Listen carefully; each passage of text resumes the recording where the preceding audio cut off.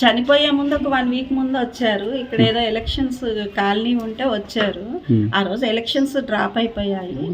కానీ తనని నేను దూరం నుండి ఇక్కడ నుండి మా ఇంట్లో నుండి చూసిందే కానీ డైరెక్ట్గా చూడలేదు. వాళ్ళ మదర్ మాత్రం మార్నింగ్ వచ్చేసి ఈవినింగ్ పనులు వెళ్ళేటప్పుడు వాళ్ళతో వెళ్ళిపోయేది. అంతవరకు తెలుసు.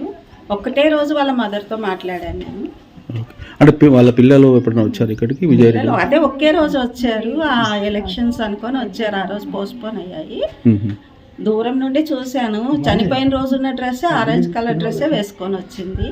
ఈ పక్క ఆవిడతో సుఖ్వంత్ కౌర్ అని ఉన్నారు. తనతో బాగా మాట్లాడిందంట. మేమే వచ్చి ఉంటాం ఆంటీ అని చెప్పారంట వాళ్ళ అమ్మాయి.